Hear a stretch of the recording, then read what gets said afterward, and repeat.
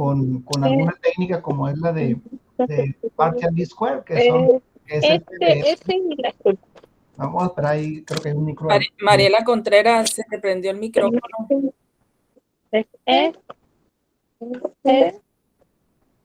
Y el azul. Es el que trae el dragón, ¿no? Sí. Mariela, se le prendió el micrófono. Disculpe, doctor. Bueno, adelante. vamos a continuar, ¿no? Les decía que primeramente vamos a ver contexto teórico, que es CMPLS. Primeramente vamos a dar un breve repaso histórico de cómo nace este modelado de ecuaciones estructurales, mejor conocido como CEM, de dónde proviene, el por qué utilizarlo, cuándo utilizarlo, para qué y cómo utilizarlo, ¿no? Es muy importante tener ese contexto primeramente ese panorama teórico, para después sumergirme a la cuestión práctica, ya a los tecnicismos, al uso correcto y efectivo de ese tipo de herramientas que son obviamente muy, muy importantes para el desarrollo de nuestras investigaciones.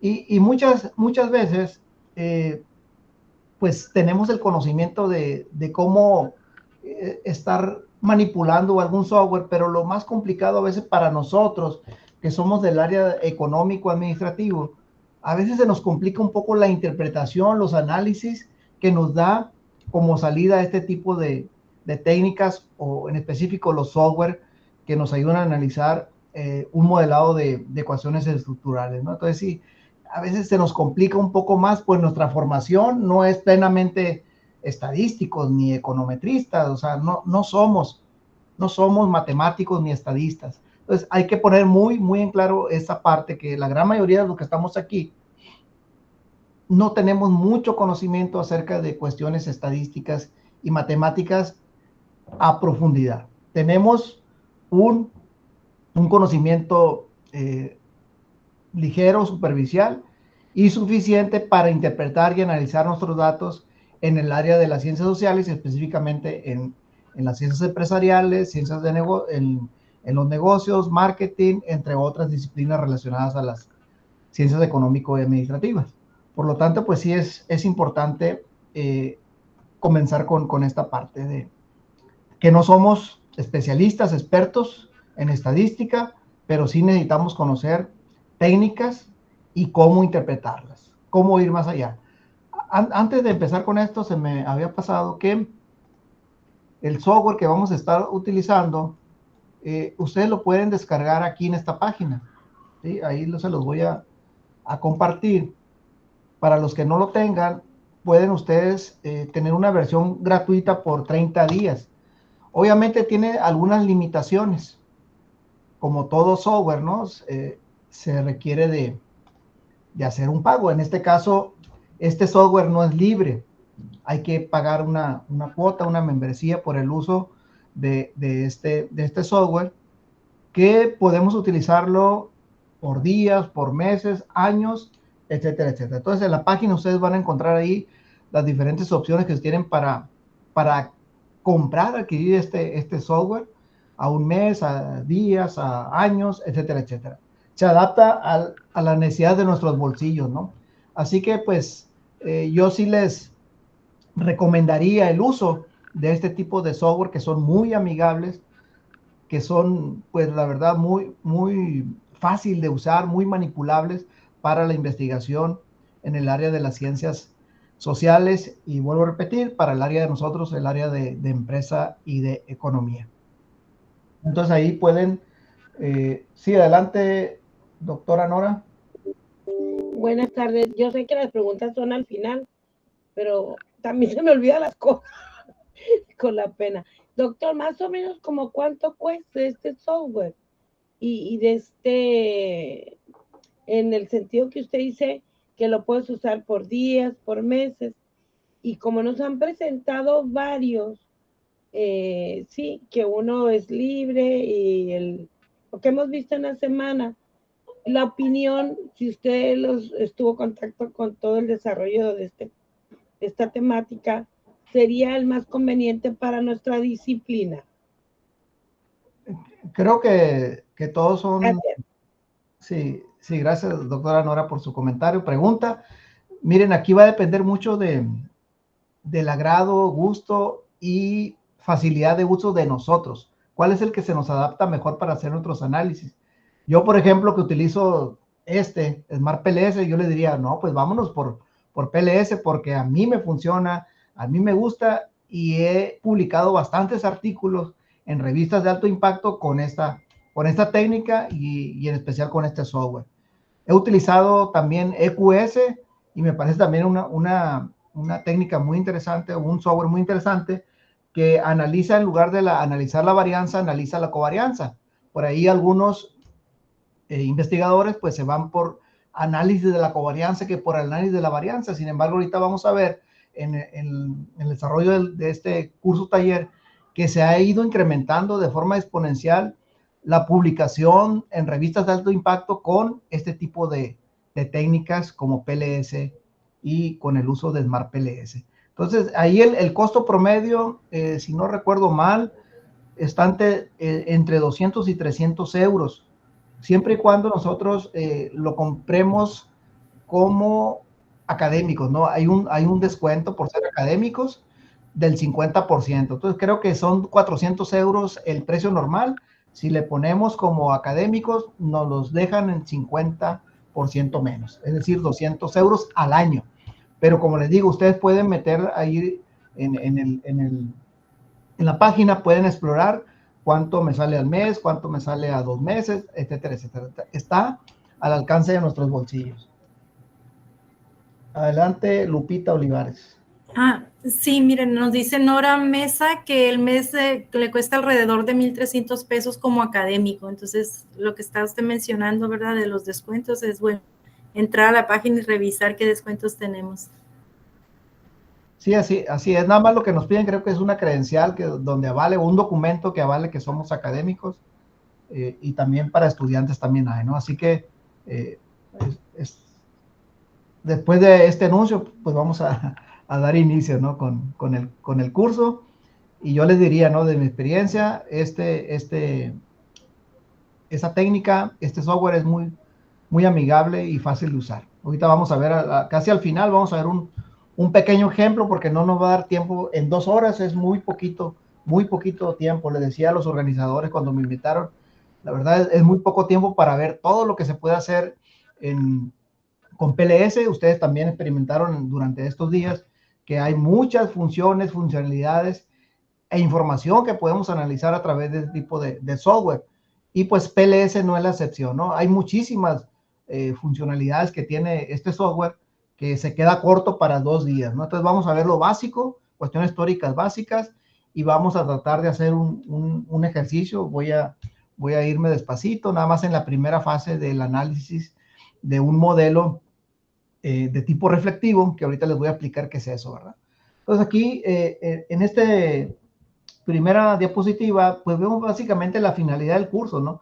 La finalidad de este curso es que ustedes tengan interés, que se interesen por el uso del software y de la técnica de PLS, ¿no? Que es una técnica, como les dije, muy, muy recomendable.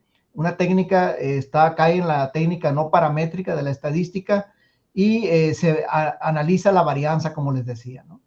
Y aquí, pues también vamos a tratar, como les dije, de ver un ejercicio práctico sobre un modelo de tipo reflectivo, porque si se dan cuenta, hay 3 tipos de modelos, de acuerdo a la metodología de PLS. Hay modelos de tipo reflectivos, formativos y compuestos, y vamos a modelizar, como les decía, un modelo, valga la redundancia, de tipo reflectivo en modo A, porque hay diferentes modos cuando estamos utilizando la técnica de PLS. De acuerdo con Byrne, en 1998, un modelo SEM, un modelado de ecuaciones estructurales, es una metodología estadística que utiliza un enfoque confirmatorio, y también obviamente se desprende de las técnicas multivariantes. Es decir, este modelado de ecuaciones estructurales pues pertenece a la técnica multivariante, y podemos encontrar otras más, ¿no? Como regresión lineal, entre otro tipo de técnicas estadísticas que forman parte de las técnicas multivariantes, que son precisamente los modelos multivariantes.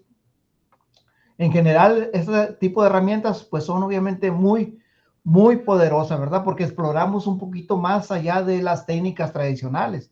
Es decir, de por ejemplo, una correlación, un análisis de contingencia, una T-de-Student, una correlación de Spearman, de Pearson, etcétera, etcétera.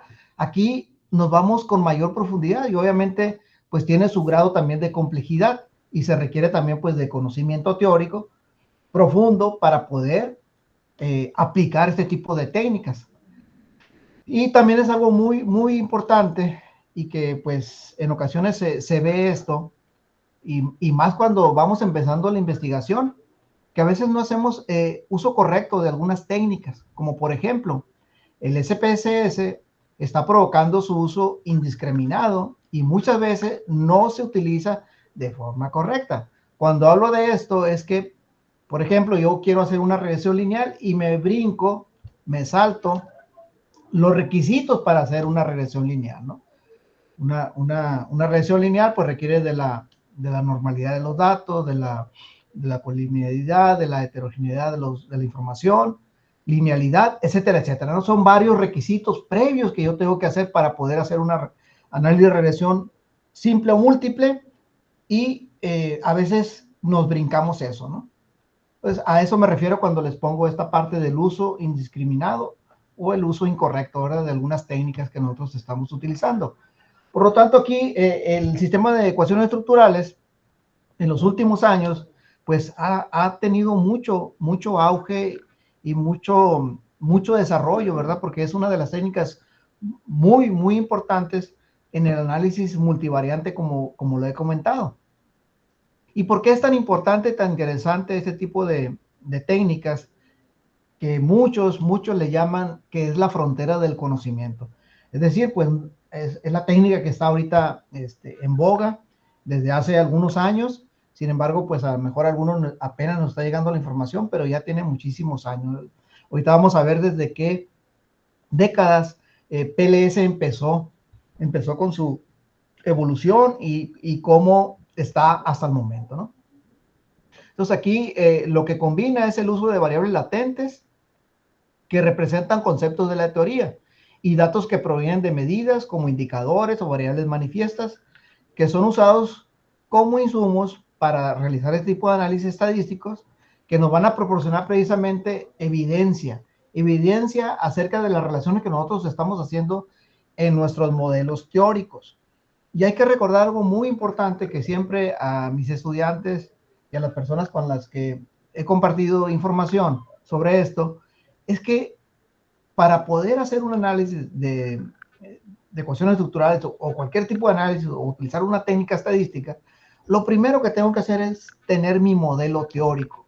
Y cuando hablo de mi modelo teórico es qué variables, qué relaciones son las que voy a construir, pero no desde mi punto de vista, sino que tiene que tener una justificación teórica y también desde luego empírica.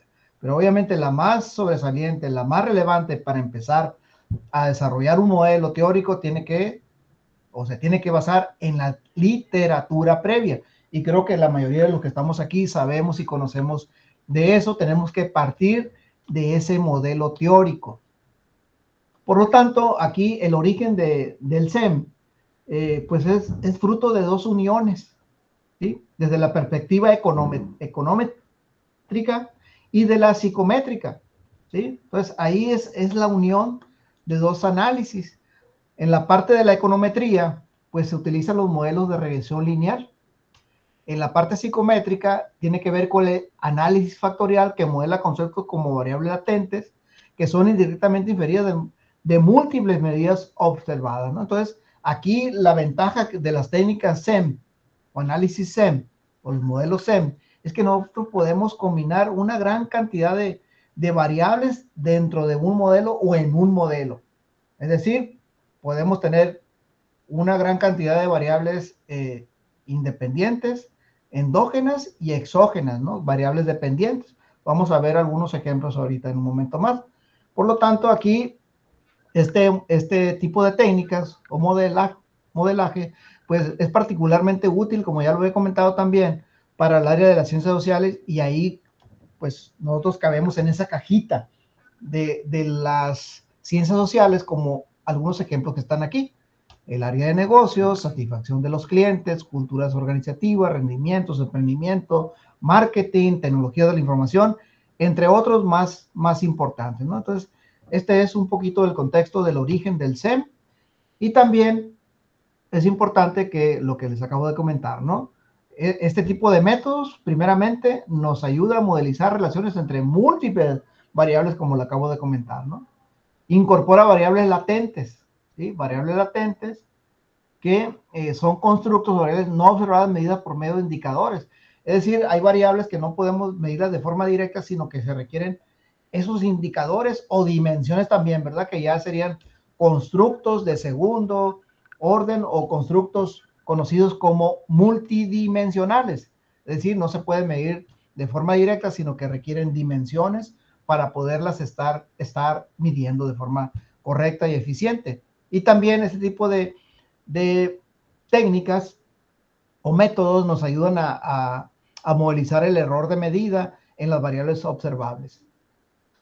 Entonces aquí pues nos permite testar estadísticamente sus funciones de medida y teóricas, ¿no? Lo que nosotros comparamos siempre en nuestros análisis estadísticos es nuestro modelo teórico, nuestro modelo operativo que hemos construido a partir de esa revisión de la literatura.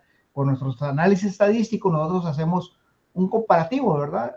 Lo que es en la realidad y cómo debería de estar y cómo está actualmente la realidad de alguna de las suposiciones que nosotros estamos haciendo. Es decir, hacemos un contraste de lo teórico con lo empírico a través de nuestros análisis estadísticos, a través del SEM. Entonces aquí les decía que es la frontera del conocimiento.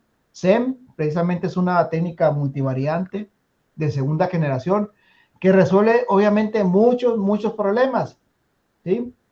De la primera generación, que son el análisis de componentes principales, las regresiones lineales, la factorial, discriminante, entre otro tipo de técnicas como correlaciones, etcétera, etcétera. Entonces, es un análisis más profundo sobre variables que nosotros queramos analizar dentro de nuestros modelos.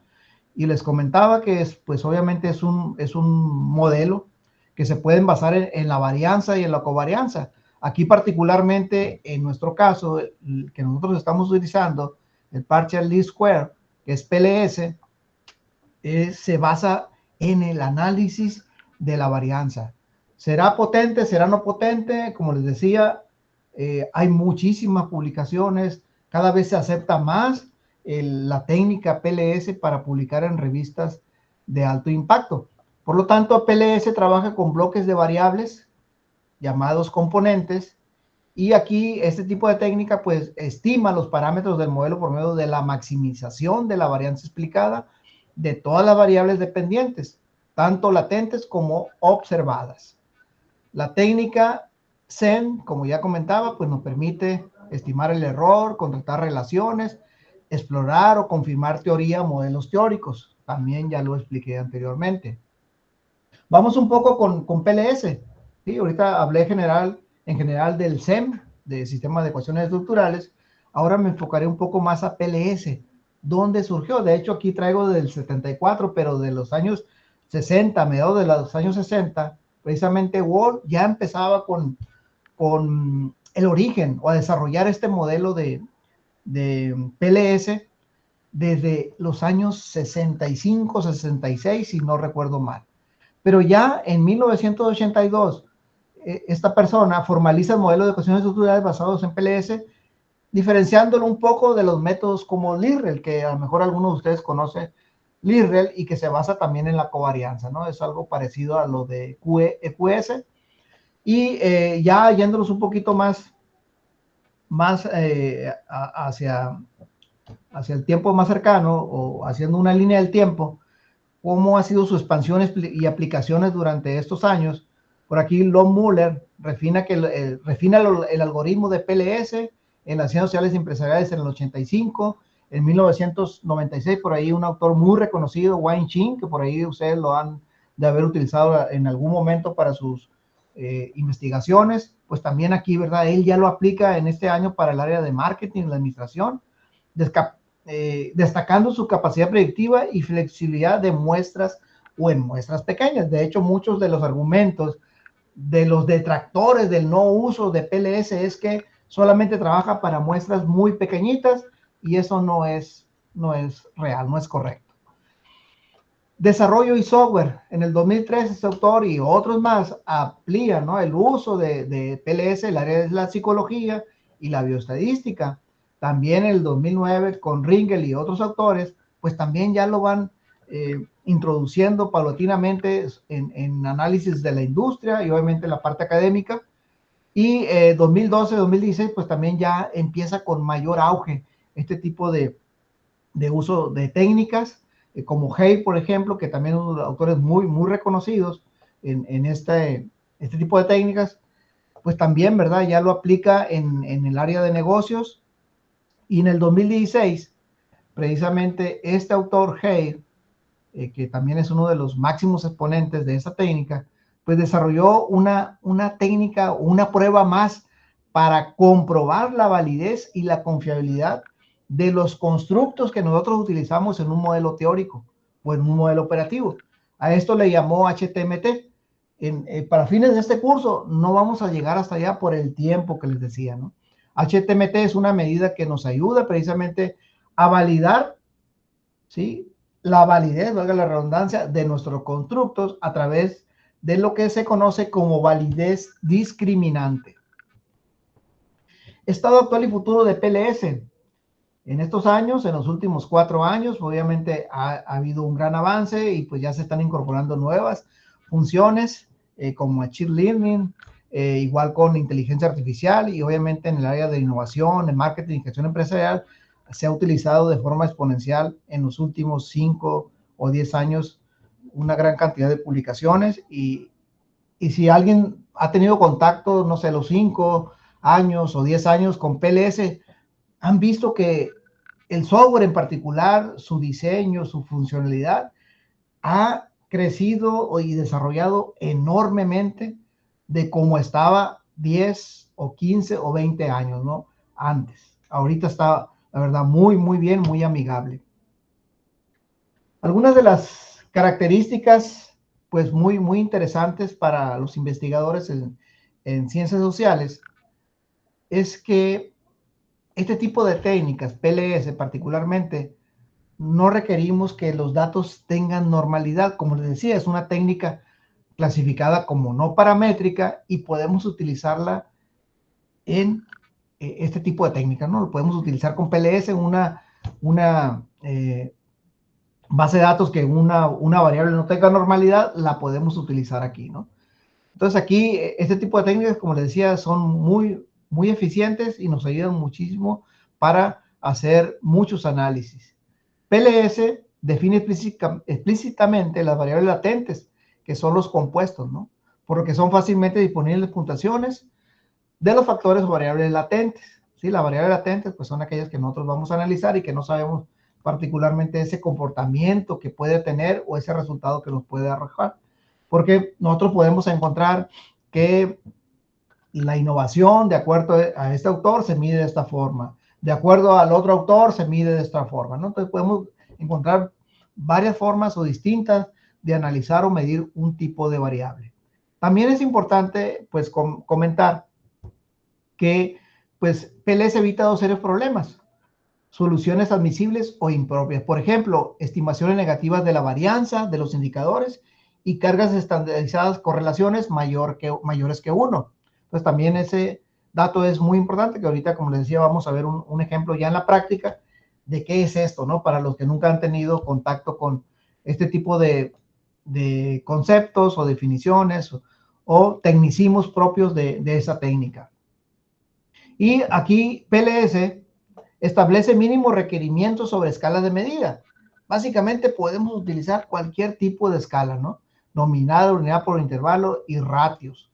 Precaución con variables dependientes. No requiere uniformidad en las escalas de medida. Normalmente aquí lo que se sugiere es que trabajemos con ordinales o intervalos, las escalas Likert, ¿no? Que son las más comunes que utilizamos nosotros cuando hacemos algún tipo de análisis. Las variables dicotómicas o de ratio las podemos utilizar más bien para variables de control o variables moderadoras o de moderación, que también son dos conceptos muy diferentes. Una es moderación y otra es moderadora. Sí, son dos cosas diferentes. Entonces también con Smart PLS y con PLS podemos hacer análisis de tipo multigrupo. Podemos hacer análisis multidimensionales con modelos de segundo y tercer orden, ¿no? Que eso también ya es un análisis más avanzado que obviamente en este curso no lo vamos a ver. Algunos conceptos importantes o relevantes para aquellos que no han tenido mucho contacto con estos temas. La varianza es la desviación estándar elevado al cuadrado, ¿no? Todos sabemos que es la desviación estándar y se simboliza con S al cuadrado, ¿no? Cuando vemos S al cuadrado, significa que vamos a estar trabajando con la varianza. La covarianza, por su contraparte, como les decía, hay algunos modelos o metodologías que utilizan la covarianza, como EQS, el IRREL, entre otros más importantes, y también, por ejemplo, ya HASP o YASP, como le quieran llamar, que lo vieron ustedes en la semana, pues también ya hace el modelado de ecuaciones estructurales también, ¿verdad? También lo utiliza. Aquí la covarianza mide la relación lineal entre dos variables, aunque la covarianza es similar a la correlación entre dos variables, difieren de las siguientes maneras. Primeramente, los coeficientes de correlación están estandarizados, por lo tanto, una relación lineal perfecta da como resultado un coeficiente de 1, ¿verdad? Entonces, normalmente nunca vamos a tener una correlación perfecta, ¿verdad? De 1. Lo más cercano al 1 es lo más apropiado. La correlación mide tanto la fuerza como la dirección de la relación lineal entre dos variables, ¿no? Entonces, esta es la definición un poco de qué es la covarianza. Lo que les decía también hace unos minutos, que se ha incrementado la publicación de artículos en el área de empresas y en otro tipo de áreas como la dirección estratégica. Y aquí tenemos algunos autores que yo los invitaría a que los estén buscando, googleando. En Google Académico tienen muchísimas publicaciones, no solamente de dirección estratégica, por ejemplo, Hay y Ringer Sardet, ellos han sido de los pioneros en Smart PLS y son los desarrolladores que trabajan específicamente con este software, ¿no? También estos autores, algunos norteamericanos y otros alemanes, pues han estado trabajando en conjunto con dos profesores españoles, que precisamente tengo que dar crédito de la gran mayoría de la que está aquí en la presentación a ellos dos, ¿no? Uno es Cepeda y el otro, ahorita lo vamos a ver, Cepeda y Carrión, que son los profesores de Ciencias de la Empresa de la Universidad de Sevilla, en España, que son de los también, de los que trabajan codo a codo con Hay, con Ringer, con Sardet, en el desarrollo del software, ¿no? Agregándole, incorporándole nuevas mejoras, o haciéndole mejoras, haciéndole adaptaciones y publicando cada vez más, no solamente sobre la disciplina de ellos, sino también manuales sobre PLS, dando cursos de Smart PLS, que para aquellos que estén interesados, ellos hacen dos veces al año cursos a nivel global sobre PLS y directamente en la Universidad de Sevilla ustedes se pueden meter y ahí pueden encontrar las fechas en las que ellos hacen este tipo de cursos, la verdad buenísimos y muy, muy recomendables. Entonces aquí tenemos los máximos exponentes, dirección estratégica de marketing, organizaciones y grupos, de contabilidad, que también este autor, Nitz, también es uno de los máximos exponentes, no solamente de contabilidad, también del desarrollo de Smart PLS o de PLS, de la técnica en sí, dirección de operaciones, sistemas de información, y recursos humanos, empresas, turismo, etcétera, etcétera, etcétera, ¿no? Tenemos aquí una gran cantidad de autores que les digo que pudiéramos estar googleando para ver qué más es lo que han hecho, ¿no? Porque también es una manera de aprender, buscar información, buscar otros artículos, buscar videos, buscar tutoriales, entre otro tipo de búsquedas que nos ayudan a autocapacitarme. Doctor Luis, Sí. los libros también de ellos están disponibles en línea. Sí, también ahí los pueden encontrar, ¿no? De hecho, aquí les voy a mostrar dos. Aquí tenemos este. Este es el de, pues, el de PLS avanzado. Ahí creo que hay dos ediciones. Esta es la primera edición. Está completamente en inglés, pero también para los que no dominamos o no dominan al 100% el inglés, pues también, ¿verdad? Ya sacaron una versión en español hace creo que 3 o 4 años y aquí está, ¿no? Aquí está también. Para los que estén interesados, pues también lo pueden comprar ahí en la página, pero también en Amazon lo pueden encontrar. Entonces aquí tenemos dónde puedo utilizar yo el SEM-PLS. Fíjense, en dónde lo puedo utilizar. Y muchos de las críticas es que no puedo utilizarlo para esto, no puedo utilizarlo para lo otro. Y aquí está, investigación confirmatoria, investigación descriptiva, investigación predictiva, explicativa y exploratoria. ¿Sí? Y aquí tenemos, ¿verdad? Que el objetivo, por ejemplo, para la confirmatoria es comprender las relaciones causales entre variables. O sea, sí nos permite este tipo de software o técnicas hacer relaciones causales. En la explicativa, explica un fenómeno específico que es tratado como variable dependiente. La predictiva, genera predicciones precisas de nuevas observaciones donde puede ser interpretado temporal o transversalmente. La descriptiva se enfoca en cantidades que describen una población. Ejemplo, construcción de índices de la estratificación de clientes de Europa. ¿Sí? Ahí pueden también hacer ese tipo de análisis. Y recuerden que nuestros estudios, maestros, maestras, estudiantes, no solamente nosotros podemos hacer análisis con datos primarios, ¿no? Es decir, con recolección de información que voy a campo, aplico encuestas o a través de internet, sino que también a través de fuentes secundarias puedo analizar datos aquí en ese tipo de software y en otros softwares también, ¿no? Otros software, pero también. Sin embargo, lamentablemente en nuestro país hay poca información, hay pocas bases de datos que nosotros podemos conseguir. Nos cuesta un poco más de trabajo en comparación con países europeos o en Norteamérica, donde hay información más fresca, oportuna y relevante para este tipo de análisis, ¿no? Podemos encontrar alguna base de datos en el INEGI o en algún otro repositorio, pero es muy, muy limitado, ¿verdad? Y aquí tenemos esta grafiquita, ¿no? Nos señala, de acuerdo a la Web of Science, si yo pongo PLS-SEM y PLS-PAT Modeling, voy a encontrar que se ha incrementado, ¿verdad? Muchísimo las publicaciones con este tipo de técnicas. Y como les decía, ¿no? Aquí este crédito se lo damos a estos dos autores, a Roldán y Cepeda, ¿no? Roldán y Cepeda, que son de los profesores que han apostado mucho por esta técnica y que también forman parte de ese grupo de investigadores expertos que hacen mejoras a este tipo de técnicas. Bueno, comentarles que este tipo de modelaje o de técnica se conforma por dos etapas, o está dividido en dos. La primera es el modelo de medida. El modelo de medida, ¿qué es el modelo de medida? Son las relaciones entre las variables latentes y sus indicadores. ¿Sí? Entonces, el modelo de medida es el que está punteado en color azul. ¿Sí? Aquí tenemos la variable latente, que se simboliza con N, ¿sí? Y sus indicadores, del X1 al X3, ¿no? Y estas serían, pues, las relaciones, ¿sí?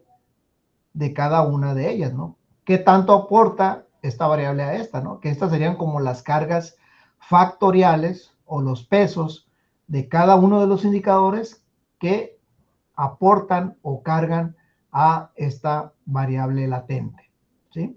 Entonces aquí tenemos el primero, ¿no? Que es el modelo de medida punteado en color azul. Y luego también este tipo de modelos pues también analiza lo que se conoce como el modelo estructural, es decir, la parte interna de nuestro modelo, ¿no? Si vemos aquí, es la parte interna, ¿no? Nos metemos ya en la parte interna de nuestro modelo para ver qué nos dicen esas dos relaciones. En este caso, obviamente se está analizando nada más dos variables, ¿no? La N1 contra la N2, y el valor B, pues significa el valor beta o el coeficiente de correlación, o el coeficiente beta, ¿no? O coeficiente de trayectoria, también se le conoce aquí en el modelado de cuestiones estructurales, es el coeficiente beta o el coeficiente de correlación, como decía. Y aquí, básicamente, ¿verdad? El valor de beta, pues también, ¿no? Se mueve entre 0 y 1, entre más cercano al 1, pues es obviamente mayor la fuerza que está impactando, relacionándose con esa variable. Entonces, prácticamente, el modelo interno, el modelo estructural, son las relaciones estructurales de nuestro modelo, ¿sí? Cómo esta impacta en esta, o esta cómo influye en esta, ¿sí? No es cómo se asocia, cómo se correlaciona, no, porque esos son términos para cuando estamos utilizando otro tipo de técnica, que no es ecuaciones estructurales. Aquí hablamos de relación, hablamos de efecto, de influencia, siempre que estemos hablando de ecuaciones estructurales. Por lo tanto, de forma general, este tipo de métodos nos va a permitir lo siguiente. Ya lo he comentado, ¿no? En las primeras diapositivas, que nos ayuda a modelizar varias relaciones, ¿no? En este caso nada más son dos, pero yo le puedo incorporar más variables endógenas o exógenas, ¿verdad? O independientes o dependientes, como viene aquí. Incorporar variables latentes, medidas por medio de indicadores, como ya estos son medidas por indicadores. Y si ya quiero hacer un modelo más sofisticado, más complejo, pues podría yo experimentar con modelos con medidas de tipo multidimensional, como les comentaba, que ya son modelos de segundo o de tercer orden. También el error de medida, pues aquí, ¿verdad? El error de medida, también de cada uno de los indicadores, pues también nos los permite este tipo de análisis. Y también, obviamente, como les decía, nosotros podemos analizar o tener como objetivo de nuestra investigación que sea exploratoria, que sea explicativa, que sea lo que vimos acá, ¿sí? Confirmatoria, explicativa, descriptiva o predictiva. ¿En qué va a consistir la decisión de hacer la investigación? Va a consistir en la naturaleza de nuestra investigación y lo que nosotros realmente tengamos como objetivo, como propósito de la investigación. Eso es también muy importante. ¿Y de dónde nace eso? Obviamente nace de todo el contexto teórico de nuestro modelo. ¿Hacia dónde va encaminada la investigación? Y aquí está precisamente, ¿no? Lo que ahorita nos compartían, los libros que ahí están, segunda edición. Seguro ya ahorita debe haber otra edición por ahí en la página, o lo pueden googlear y pueden encontrarse con este tipo de manuales que son, la verdad, muy, muy útiles cuando estamos nosotros utilizando la técnica. Porque a veces, si no lo practicamos, se nos olvida, ¿no? Como todo, ¿sí? Si yo, por ejemplo, quisiera ser un jugador de los mejores jugadores para básquetbol, pues tendría que practicar, ¿verdad? Practicar y practicar y practicar para ser uno de los mejores basquetbolistas. Si quiero ser el mejor futbolista, pues tengo que tomar el ejemplo de Messi para ser el mejor futbolista del mundo. ¿Y qué tuvo que hacer? Pues tuvo que hacer esto, lo otro y lo otro, ¿no? Entonces, igual aquí, ¿no? No estoy descubriendo el hilo negro, ustedes ya lo saben, que para poder dominar alguna técnica, algún procedimiento, pues tengo que practicarlo, tengo que hacerlo. Y a veces nos quedamos en los cursos, pues lo que vi nada más, y si no me interesó, pues ahí lo dejo, ¿verdad? Y a veces se nos ofrece, o quiero hacer un análisis, híjole, yo llevé este curso, pero ya no recuerdo. ¿Por qué? Porque nunca lo practiqué. Entonces aquí lo que les comentaba, ¿no? Los métodos basados en el análisis de la covarianza se basan en factores, y nosotros que vamos a hacer, o estamos hablando sobre PLS, nos basamos en la varianza, que analiza componentes o compuestos. Ambos enfoques han sido diseñados para alcanzar objetivos diferentes. Aquí sabemos que los basados en la covarianza buscan estimar un conjunto de parámetros del modelo de tal modo que la matriz teórica de covarianza determinada por el sistema de ecuaciones estructurales sea tan próxima como sea posible a la matriz empírica de covarianza, ¿no? Los que dominan EQS, pues también de cierta forma tienen un poco de conocimiento de programación, porque no es igual que PLS, ¿verdad? Porque PLS nada más arrastras, llevas para acá esto, lo otro, y en EQS, cuando yo lo utilicé hace algunos años, pues tenía que, pues, moverle, ¿no? Poner números, poner letras, poner símbolos, entre otras cosas, ¿verdad? Darle instrucciones más puntuales como de tipo programación para que me dé información que yo le estoy pidiendo, ¿verdad? Como la matriz de covarianza, esto, lo otro, que me dé el ajuste, la bondad de ajuste, y darle la instrucción para que me dé el resultado de las hipótesis, que obviamente es lo más importante en la investigación para nosotros, ¿verdad? Como investigadores, pero lo que está detrás, como les acabo de decir, en los modelos hay dos tipos de modelos, el de medida y el estructural, y sin uno, pues no llegamos al otro, ¿verdad? Primeramente tenemos que tener el modelo de medida ajustadito. Bueno, y para ello, para hacer los modelos de medida y los modelos estructurales, y utilizar este tipo de técnicas, nosotros tenemos que hacer modelos PAT, o conocidos como nomogramas, o un diagrama, ¿no? Como nosotros los conocemos, un diagrama usado para representar visualmente las hipótesis y la relación entre las variables que nosotros estemos conformando de acuerdo a esa revisión de la literatura previa que yo he estado haciendo, ¿verdad? A veces se nos ocurre, es que ahora voy a comparar esto con lo otro. Oye, pero ¿por qué lo vas a comparar? No, pues es que se me ocurre a mí comparar esto. La literatura previa así lo dice, o tú vas a desarrollar una teoría para que justifique esto. ¿Sí? Entonces es muy importante la justificación teórica, la modelización requiere de un fundamento teórico para poder testar un nomograma. Para poder plasmar un nomograma, yo tengo que tener una justificación teórica previa. Los constructos representan o se representan como proxies. Los conceptos de la teoría, que son las variables conceptuales, ahorita la vamos a ver dónde están representados en un nomograma, no son observables o medidos directamente, pero pueden ser medidos indirectamente por variables observables, ¿no? Como les decía, ¿no? Esta variable pues requiere de indicadores para ser medida. No se puede medir de forma directa. Algunas. Se representan en los modelos PAT por medio de círculos, óvalos o hexágonos compuestos, ¿no? Nosotros podemos hacer una modelización con círculos, con óvalos o hexágonos. Yo hasta hace unos 3 años más o menos usaba óvalos. Ya de 3 años a la fecha estoy utilizando hexágonos, ¿sí? Para hacer mis modelos. Ahorita vamos a ver uno. Indicadores, variables observables o manifiestas, medidas. Variables que son medidas directamente conteniendo los datos base que son representadas en los modelos PAT por medio de cuadrados o rectángulos. Nos referimos a esto, ¿no? Estos siempre van en rectángulos o cuadrados. Lo que comentaba también hace un momento del por qué sí deberíamos de utilizar o no deberíamos de utilizar ese tipo de técnicas, ¿sí? Argumentos incorrectos para no utilizar PLS. Algunos investigadores, como les he dicho, argumentan que solamente PLS trabaja bien con muestras pequeñas.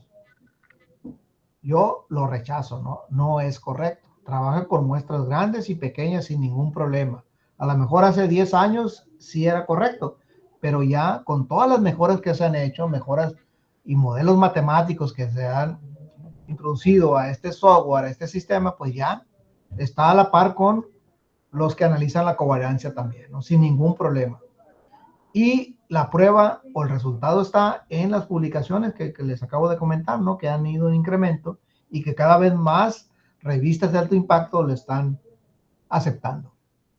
Y también otra creencia es que la investigación solamente es de carácter exploratorio, es decir, por encimita nada más te analiza. Y no, ¿verdad? Vimos que también analiza efectos, causas, etcétera, etcétera, predicciones, entre otros, y explicativas, ¿no? También. No tiene medidas de ajuste del modelo. Si bien es cierto, EQS tiene medidas más robustas en el ajuste del modelo, PLS también se le han estado incorporando nuevos indicadores de voluntad de ajuste que ayudan a medir de una forma más correcta y exacta a la par que EQS u otro tipo de técnicas que se basan en la covarianza. Entonces, también no es un argumento al 100% sólido, sino que sí hay algunos indicadores que nos miden el ajuste del modelo. Distribución de los datos normales, sí, como les comentabas, se pueden hacer análisis con datos normales porque es una estadística no paramétrica. No modela variables latentes, luego no es Zen, es lo que dicen algunos investigadores. Ya lo vimos que sí modela variables latentes. Existencia de indicadores formativos. También nosotros analizamos en PLS indicadores formativos. Estimación sesgada de los parámetros. Vamos a ver ahorita con la prueba que nos da muchísima fortaleza este tipo de técnica porque analiza fiabilidad, analiza validez de los indicadores y a nivel constructo también. Y que no está libre de errores de medida. Ya también comentamos que también el algoritmo matemático, el modelo matemático, pues sí también analiza esos errores de medida que puede tener o que pueda tener alguna variable. Ahora me voy a ir con el tema de la muestra. Muchas veces nosotros queremos hacer un análisis multivariante con 20 casos, una muestra de 20 casos, de 50 casos. Y eso obviamente no es correcto. Y más cuando estamos haciendo un análisis con ecuaciones estructurales, lo mínimo nos dice que sean 100 casos, puesto que 100 observaciones pueden ser suficientes para alcanzar niveles aceptables de poder estadístico, dada una cierta calidad en el modelo de medida. No necesariamente 100, ¿no? Lo mínimo son 100. En la gran mayoría de las investigaciones que yo realizo, pues son de 300 hacia arriba, ¿no?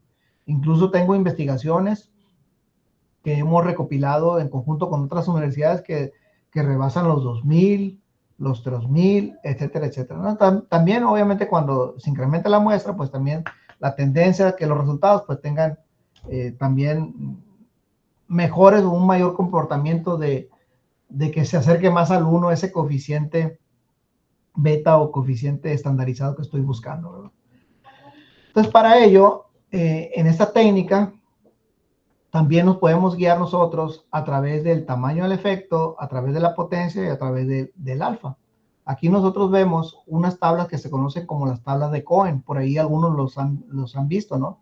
De acuerdo al número de predictores, es decir, al número de variables que yo tenga y al tamaño del efecto que yo esté buscando, o el tamaño del efecto de cada una de las variables que estoy analizando, pues va a ser el tamaño de la muestra que yo requiera para poder hacer ese análisis, ¿no?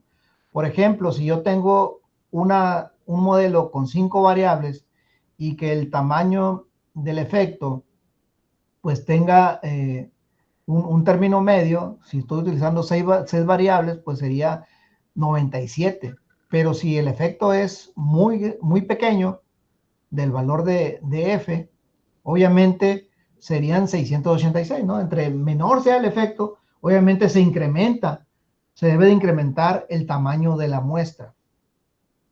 También para ello hay un software que se llama, se me fue el nombre, por aquí lo tengo, G-Power, ¿sí? G-Power ya se me vino a la mente.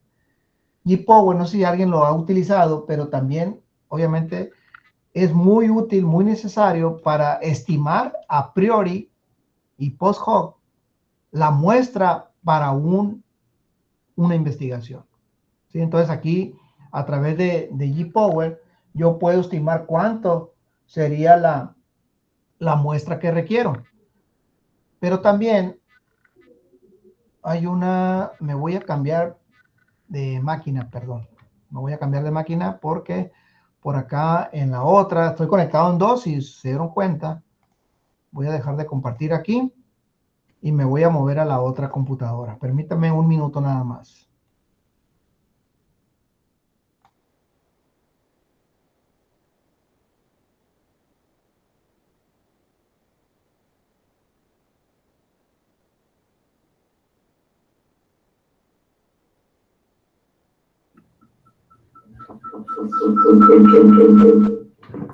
Sí se escucha, ¿verdad? Sí, se escucha bien. Ok. Si se escucha entonces, bueno, entonces déjenme compartir.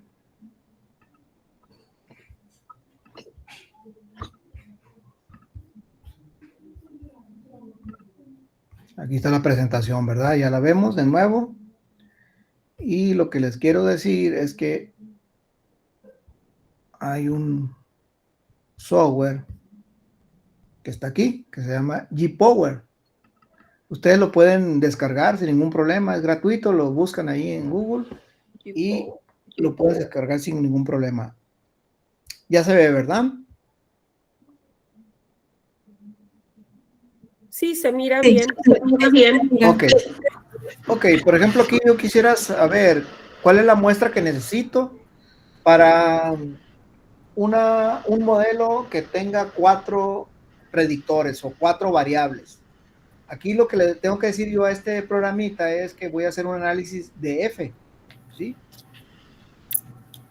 Que es el tamaño del efecto.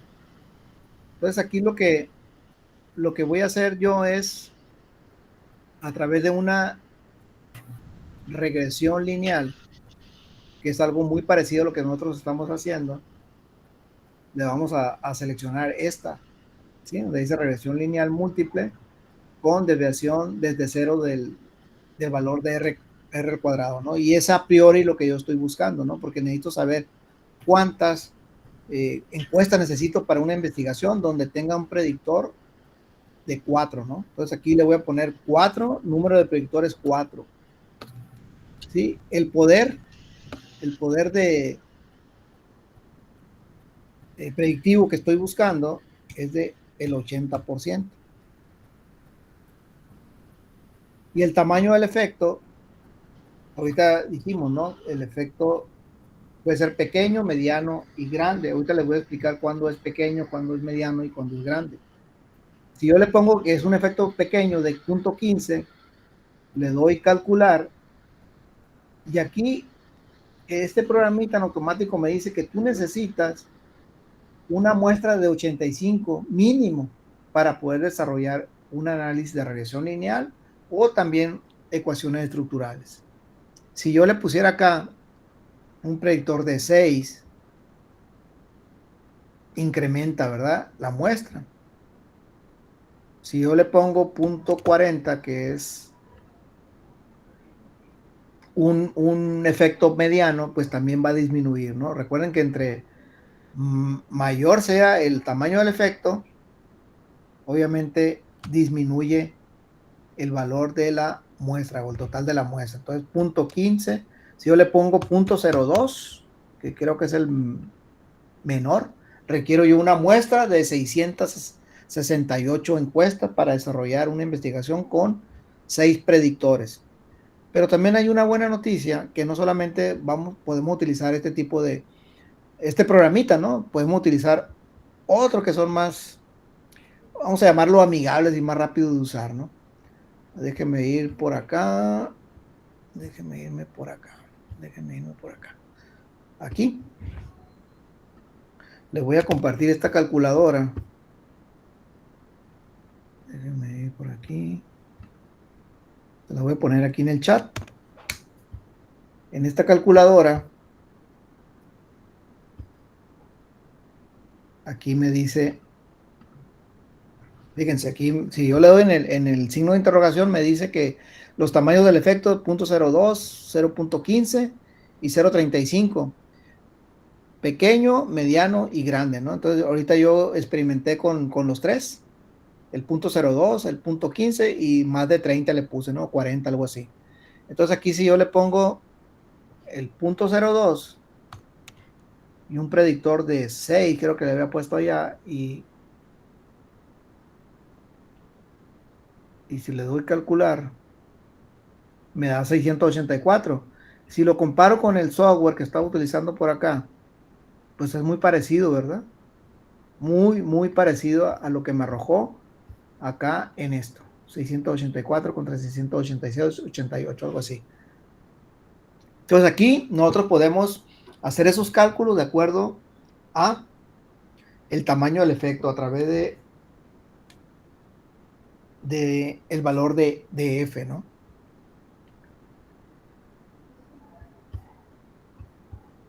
Me voy a regresar a traer las diapositivas para seguir.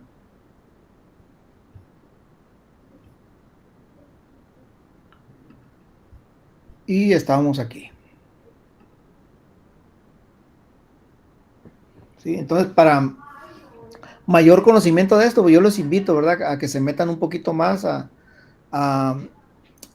pues a investigar estos autores que están por aquí, las tablas de Cohen, qué es el poder proyectivo, qué es, cómo se puede analizar, ¿verdad?, el tamaño muestral a través de la potencia, a través del alfa, ¿no?, que normalmente la potencia es de 0.8, por eso le pusimos 0.8, y el alfa de 0.05. Entonces aquí, pues es una forma de nosotros determinar de forma correcta la muestra cuando estamos haciendo ese tipo de análisis o usando ese tipo de técnicas. Me voy a los tipos de escala que también ya los vimos, ¿no? Dijimos que podemos utilizar ratios, ejemplos, cotas de mercado, número de empleados, escalas de intervalo como la temperatura, escalas ordinales como escalas Likert, que son las que utilizamos en su gran mayoría los investigadores que estamos en este momento y los estudiantes también.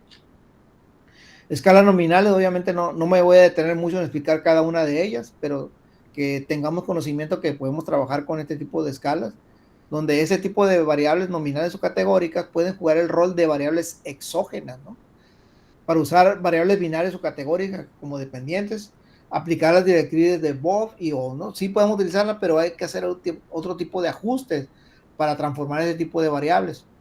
Por ejemplo, la modelización de variables dicotómica, es decir, cuando utilizamos género, le ponemos 0 a mujer, 1 a hombre, pues son las variables dicotómicas, ¿verdad?, que utilizamos. Por ejemplo, el sexo se usa un indicador con 2, 1 y 2, ¿verdad? Ahí son muy utilizadas en variables de control, y también podemos utilizarlas en otro tipo de análisis como demoración y moderador. Y también se pueden utilizar las variables categóricas o de escala Likert cuando estamos haciendo una moderación o moderador, ¿no? La modelización de una variable nominal con más de 2 variables, estado civil, debería ser transformada en tantas variables dummies como niveles existan. Se forma un modelo compuesto por todas las dummies menos una. La variable dummy restante caracteriza el nivel de referencia, ¿no?, cuando ya queremos transformar la variable por otro tipo de análisis. Entonces aquí tenemos ya, ahora sí, cuáles modelos existen también en PLS, ¿no? Les decía al principio que vamos a tratar de hacer un ejercicio práctico sobre un modelo reflectivo, ¿sí?, que es el primero que está aquí, ¿no?, que se utiliza a través del factor común.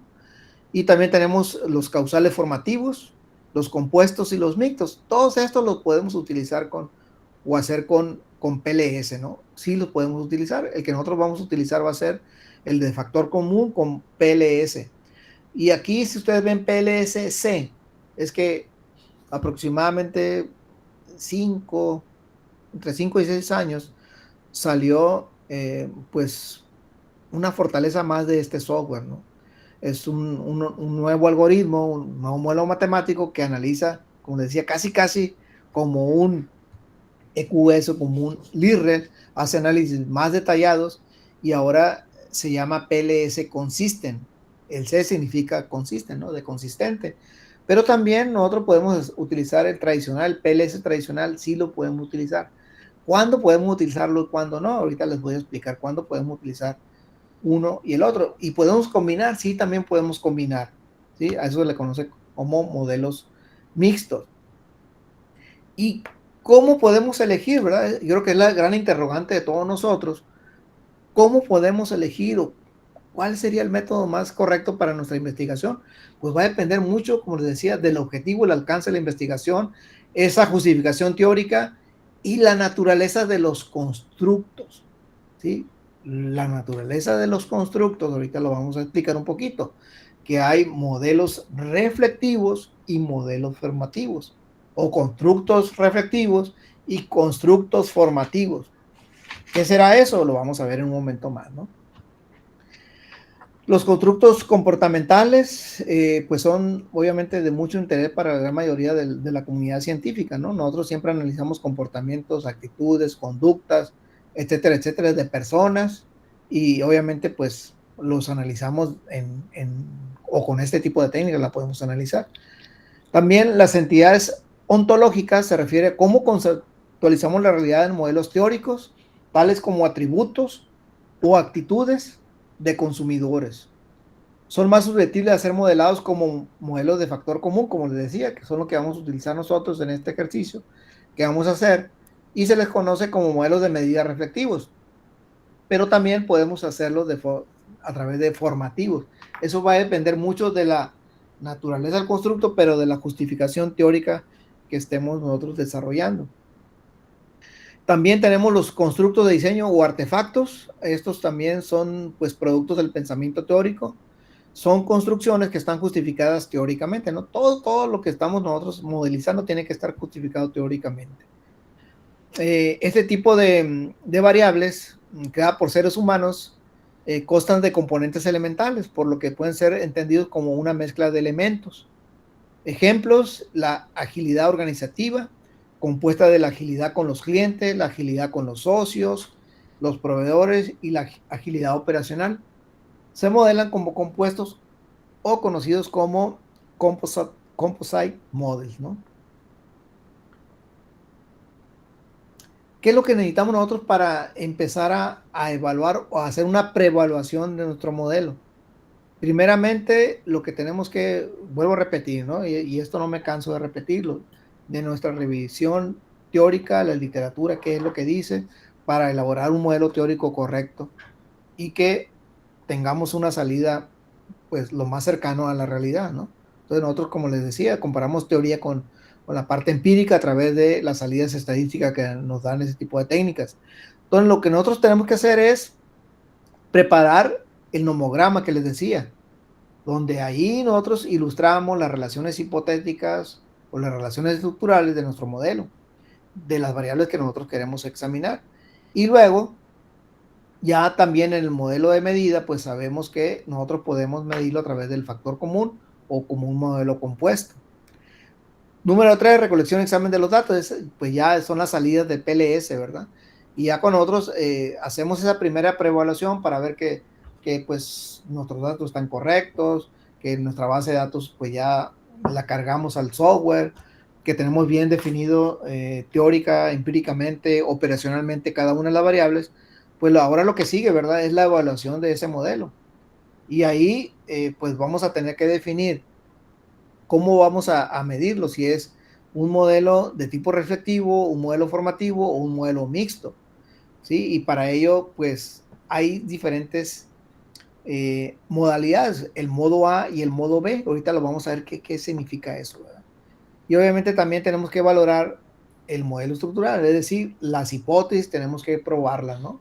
O comprobarlas en esta segunda fase que se llama evaluación del modelo TLS. Ya les comentaba hace un momento que el modelo estructural es el modelo interno, ¿verdad? Es el modelo interno y es donde están precisamente conectadas esas variables que yo voy a estar analizando. Las flechas es muy importante, ¿verdad? Es la terminología básica del modelaje de PLS. Las flechas son muy, muy importantes. Por ejemplo, dice, muestran las relaciones entre constructos, así como entre constructos y sus indicadores asignados. PLS hasta el momento, las flechas son siempre de única punta, representando relaciones unidireccionales. Es decir, todavía PLS no puede hacer un análisis bidireccional, ¿verdad? Es decir, si esta afecta a esta afecta a la otra. Se puede hacer ese tipo de análisis con otros software, otras técnicas, sí se puede hacer. Sin embargo, ¿por qué lo vamos a hacer? Si la teoría nos dice que nosotros podemos, por ejemplo, lo que decimos coloquialmente, ¿no? ¿Qué fue primero, el huevo o la gallina? ¿Sí? Entonces, no, pues el huevo a la gallina, no, de la gallina al huevo. Entonces, podemos hacer ese tipo de estudios en nuestros análisis, sí, siempre y cuando la literatura tenga esas dos vertientes de forma bidireccional. Por ejemplo, si yo quisiera saber qué es primero, si las oportunidades empresariales o la intención emprendedora en los estudiantes universitarios, pues yo tendría que irme a la literatura para saber qué afecta una a la otra, o cuál es la variable independiente y cuál es dependiente. Si no hay claridad en la literatura, yo pudiera hacer un análisis de tipo bidireccional, sí, siempre y cuando me respalde la literatura, ¿no? Entonces, a eso se refiere con relaciones unidireccionales. Los constructos especificados en un modelo son solo proxies. ¿Qué son las proxies? Aquí vienen, ¿no? Variables creadas a partir de datos empíricos con fin de permitir el test empírico de las hipótesis que afectan las relaciones entre variables conceptuales. Y las variables conceptuales son estas, ¿verdad? La variable conceptual es este circulito que está por acá. Representa ideas o pensamientos generales acerca de conceptos abstractos que el investigador establece y propone para ser medidos en su investigación, como por ejemplo la competitividad, la satisfacción del cliente. Desde forma conceptual, pues sabemos qué es la competitividad, pero ya una proxy, un constructo, pues es ahora sí cómo lo vamos a operacionalizar, es decir, cómo lo vamos a medir estadísticamente hablando, ¿sí? Entonces ya nosotros nos documentamos de que esta variable tiene validez. Sabemos que existen diferentes tipos de validez, ¿no? La validez teórica, que es muy hoy importante, pero también existe la validez de contenido, la validez de expertos y obviamente la validez estadística, que es la que también nos va a llevar un poco de tiempo aquí en este tipo de análisis, que obviamente tenemos que tener fiabilidad y validez en el análisis de los constructos. Entonces, no puede existir puede tener un constructo que tenga validez, pero si no hay validez, no es posible analizar este tipo de constructos a través de este tipo de técnicas, ni ninguna técnica sería lo ideal, ¿no? Lo ideal es que un constructo tenga tanto fiabilidad como validez. Y aquí otra vez, ¿no? Repetimos lo mismo. Entre más cercano esté la variable conceptual con la parte del constructo del proxy, obviamente tendremos una mayor certeza de que vamos por la brecha correcta, ¿no? Vamos por el camino correcto. Y aquí tenemos los diferentes tipos de modelaje que nosotros podemos hacer con PLS, ¿sí? Aquí tenemos una variable de tipo reflectiva. Aquí tenemos una variable de tipo compuesta y aquí tenemos una variable formativa. ¿Sí? Son muy parecidas estas dos, ¿no? Normalmente, ahorita vamos a ver cuándo se utilizan, por qué se deben utilizar, y esta obviamente es la más común utilizada por los investigadores. Si ustedes se meten a buscar papers, manuscritos sobre PLS, la gran mayoría, más del 70 o 75%, se van a encontrar que los modelajes están hechos con factor común y con variables de tipo reflectivo. Ahorita vamos a ver por qué. Entonces aquí tenemos, por ejemplo, las flechitas, una pista de cómo nosotros identificamos si es un modelo reflectivo formativo. Es la dirección de las flechas que van del constructo hacia el indicador. Ahorita la vamos a ver, ¿no? El constructo es este, o la variable, y las flechitas salen precisamente del constructo hacia el indicador, ¿sí? El indicador, recuerden, son las preguntas, los ítems, como le queramos llamar, que componen o conforman o estructuran o miden a esta variable que yo quiero analizar, ¿sí? Entonces serían estas X que parecen X, que no son X, son las cargas factoriales, ¿verdad? Lo que carga cada variable a este indicador con su error de medida respectivo, ¿no? Y esta es la variable latente que nosotros estamos analizando. Y aquí nosotros lo que nos podemos dar cuenta es que las variables, las flechitas son diferentes. Las flechitas vienen del indicador hacia el constructo, al igual que este, ¿sí? Y como ven, estas precisamente sí están pues estrechamente relacionadas o correlacionadas. Si yo quito este, ya no voy a poder medir de forma correcta este, porque estos tres hacen o forman o estructuran la medición correcta de este constructo, de esta variable, al igual que acá. Entonces aquí, si yo elimino este, no pasa nada, porque no están íntimamente ligadas, ¿verdad? Porque si yo quito el x1 con x2 y x3, yo puedo medir esto. También otro dato importante, que una variable, de acuerdo con autores por ahí, no recuerdo si fue Chin o Hale, que dice que al menos necesitamos 2 indicadores para medir una variable o un constructo. Sin embargo, la gran mayoría de la comunidad científica se decanta por 3. ¿Sí? Si ustedes revisan mis publicaciones, las publicaciones de otros investigadores con SmartPLS, van a ver que no tienen variables con menos de 3 indicadores. ¿Sí? Muy poquitos por ahí hay con 2 variables siempre y cuando lo justifiquen, ¿no? Pero el mínimo aceptable es con 3 variables. Sí, entonces aquí lo mismo, ¿no? Es el constructo de tipo formativo, el modelo formativo, se compone por indicadores o elementos, se forma como una combinación lineal de sus respectivos indicadores. Las relaciones entre los indicadores y el constructo no son causa-efecto de los indicadores que componen el constructo. Este tipo de modelos se pueden comparar como una receta de cómo los ingredientes han de ser dispuestos para formar una nueva entidad. Cada indicador representa facetas diferentes, no necesitan ser unidimensionales, ¿sí? Por ejemplo, creo que por ahí más adelante viene, ¿no? Ese ejemplo de si yo quiero hacer un pan, pues lo tengo que poner los ingredientes que se requieren para hacer el pan. Pero si yo le quito un ingrediente, obviamente ya el pan no me va a salir como debe de salir el pan.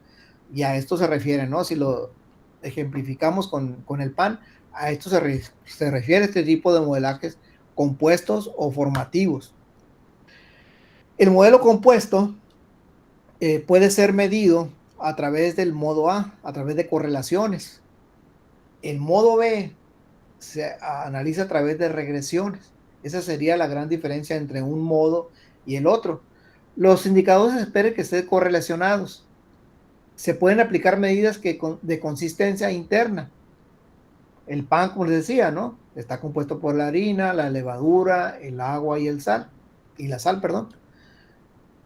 En el modo A se espera que los indicadores no estén correlacionados. Representan una aproximación al modelo de tipo formativo. Normalmente cuando nosotros tenemos un modelo formativo que es muy parecido a este modelo compuesto, nosotros podemos utilizar el modo A. Y cuando nosotros tenemos un modelo de tipo reflectivo, lo más utilizado es el modo A. Ahorita lo vamos a ver por qué. Igual aquí tenemos otro ejemplo, ¿no? De la cultura organizacional, cómo es medida por estos indicadores, ¿sí? Desde el punto de vista conceptual y operacionalmente hablando, ¿no? ¿Cómo se mide este tipo de indicador o ese tipo de variable? Aquí tenemos de nuevo, este es el modo A. ¿Por qué es el modo A? Porque es un tipo reflectivo. Recuerden que las flechitas parten del constructo hacia el indicador.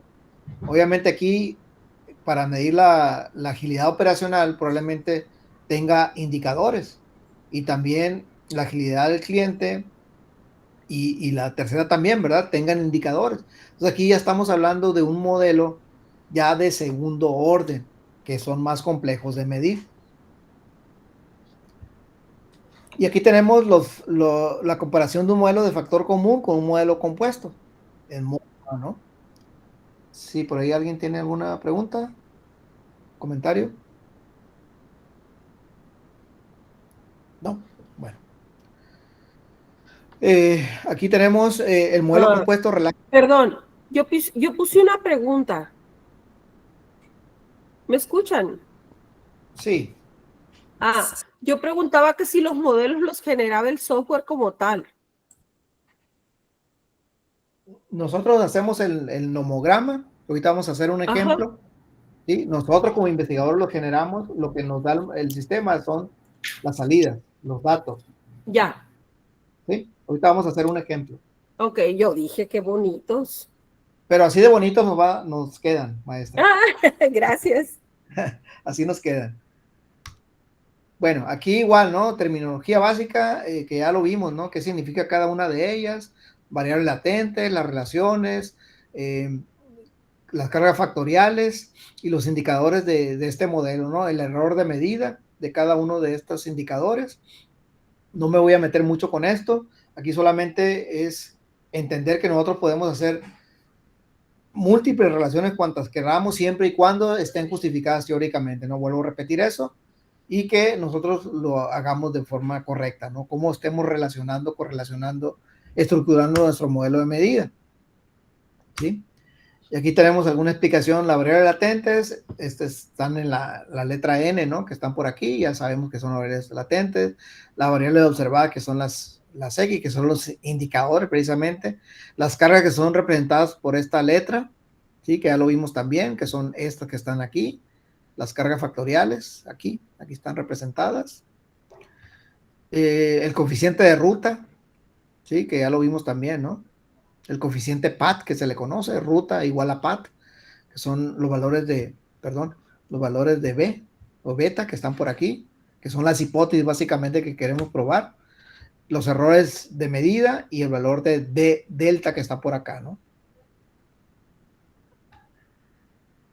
El modo A, ya lo expliqué también.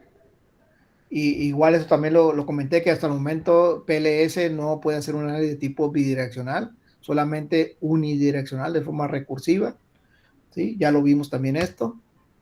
Algunas de las diferentes, de las características de los modelos que acabamos de ver, compuesto, factor común, reflectivo y causal formativo, pues son algunos de ellos, ¿no? Los más sobresalientes es que aquí vamos a ver, ¿no?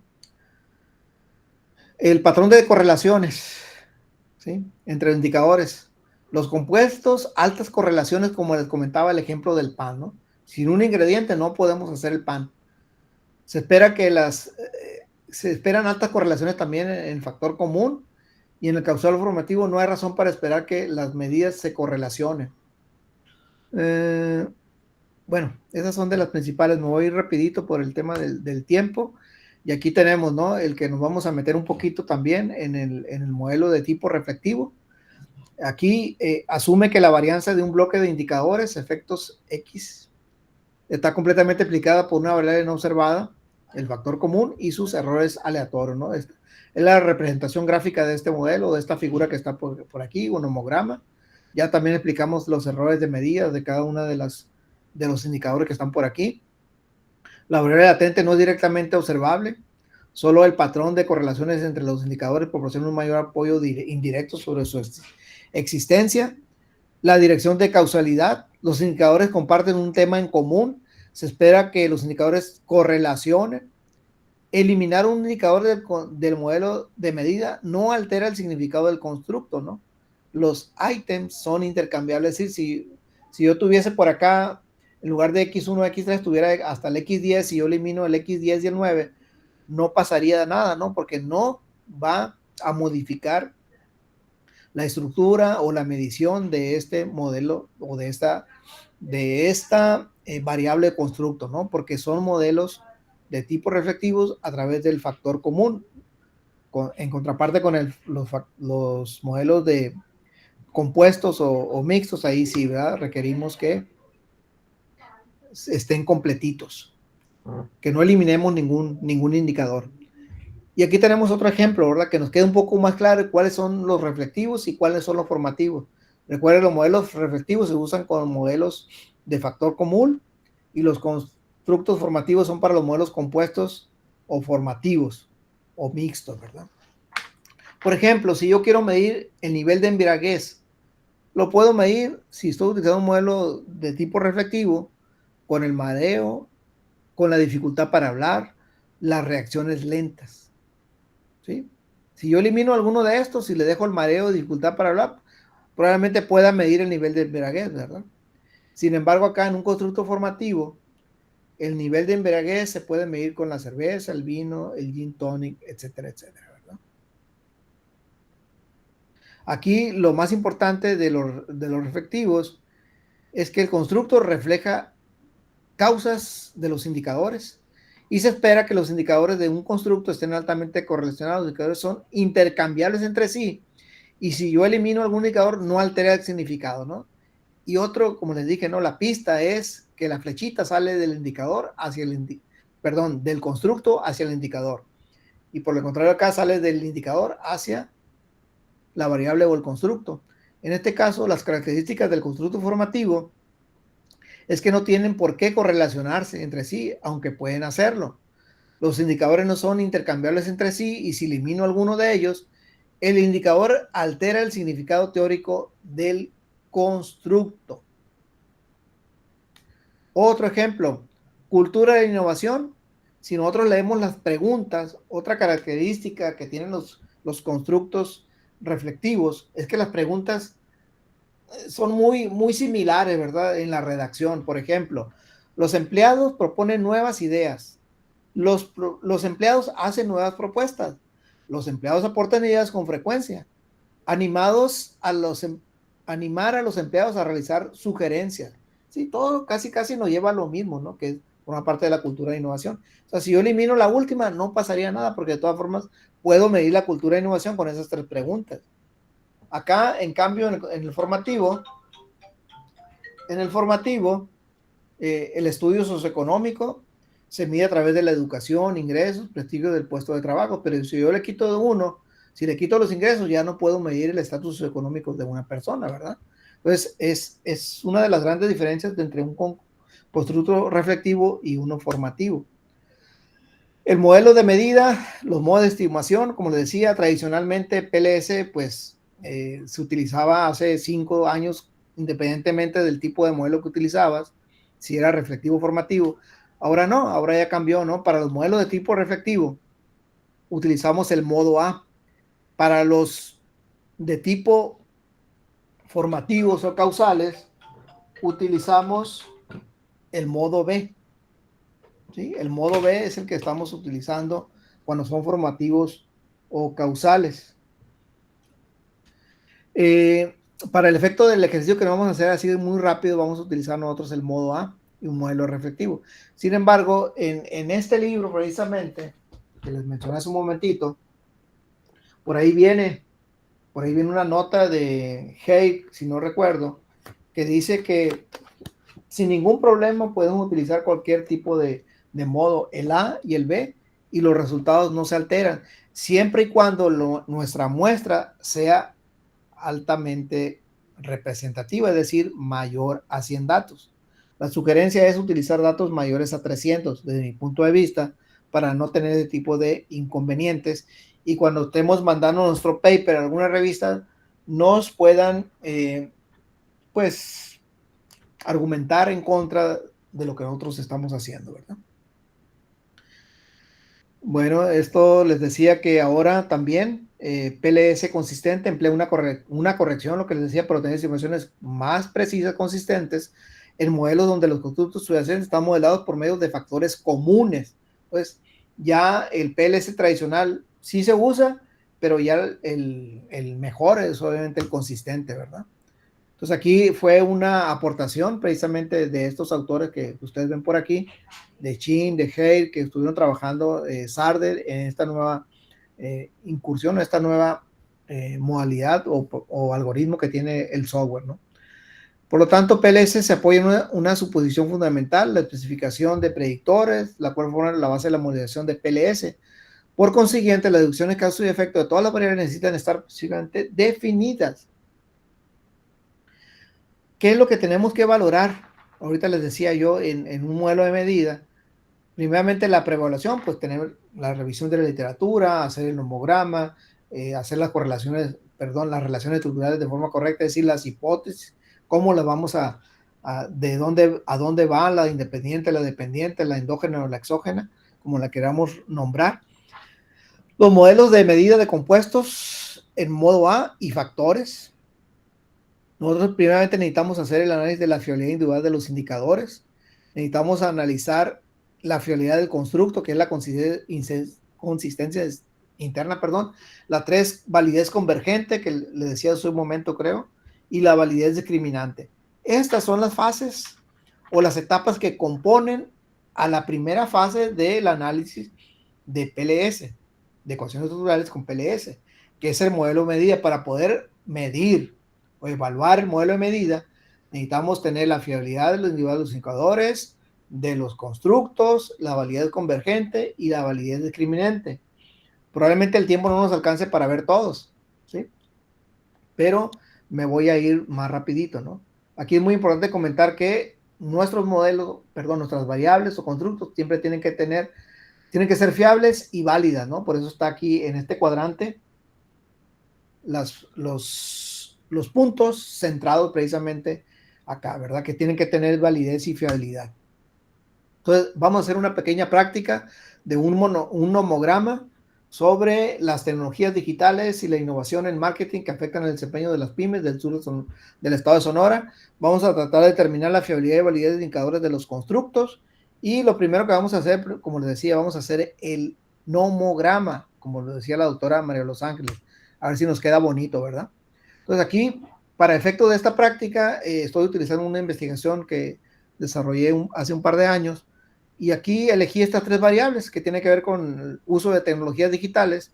Y ahí vemos cuántas preguntas son 15, no las voy a leer todas, ¿no? Y están evaluadas o medidas a través de una escala de Likert de 1 al 7. La innovación en marketing está medida con 9 preguntas, una escala de Likert también del 1 al 7. Y tenemos el desempeño medido con 4 preguntas del 1 al 7 también, ¿no? Entonces me voy a ir a hacer el ejercicio. Lo primero que tengo que hacer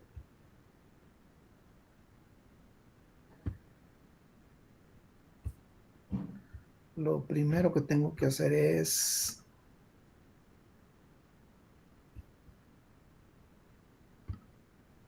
tener una base de datos, ¿verdad? No he intentado cargarla directamente al software de SPSS.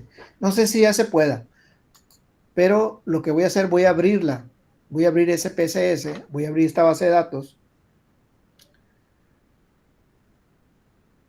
y la voy a guardar en otra extensión, en otro formato, ¿no? Otro tipo de archivo que es CSV, para poder cargar los datos en el programita que ahorita vamos a ver.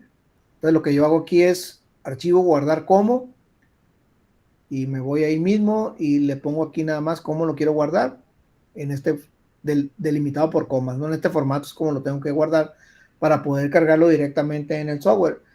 Les comento, les repito, no he experimentado si ya lo podemos cargar de forma directa desde SPSS, ¿no? Y ahí le pongo como yo le quiera nombrar, ¿verdad? El archivo, guardar. Y ahora voy a abrir el software, ¿no? Que por aquí, una vez que nosotros lo descarguemos, pues ya nos va a abrir el software SmartPLS en su versión 4, ¿no? 4.110. Precisamente creo que ayer o antier se actualizó, esta es una nueva versión.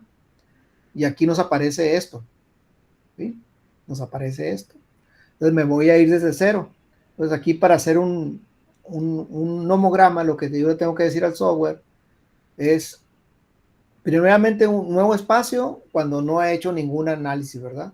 Entonces yo me tengo que ir aquí y decirle, ¿sabes qué? ¿Dónde tengo la información? Y ya le digo la carpeta donde tengo la base de datos. Entonces aquí le voy a hacer un nuevo proyecto y le voy a poner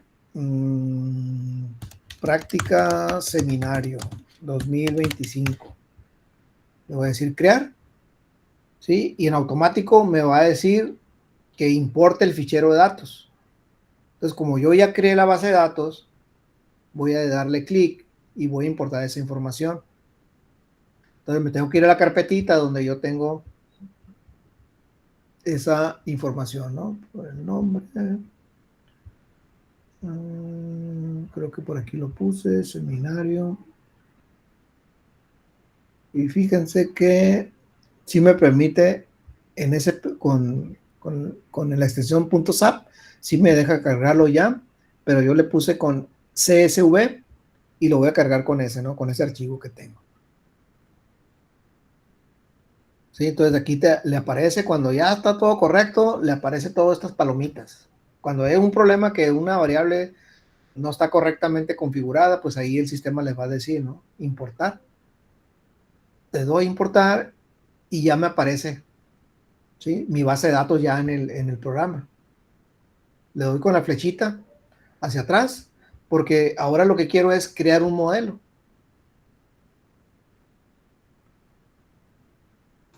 Doctor, Un límite. Y luego le digo qué tipo de modelo, pues voy a pedir un PLS-SEM, es lo que estamos trabajando. Nombre del proyecto. Voy a poner Doctor, tecnología y hay una pregunta, doctor. Sí, adelante. directamente del Excel no se podría cargar.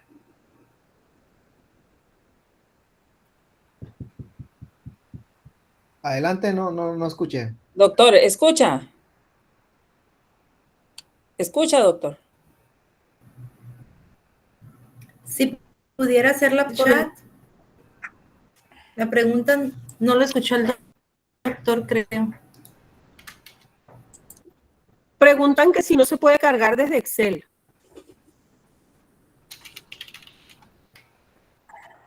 Doctor, ¿nos escucha?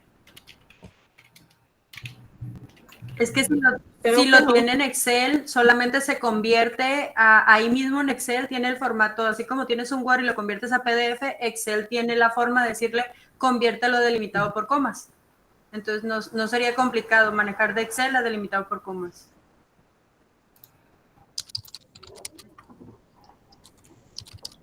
A ver, ¿me escuchan?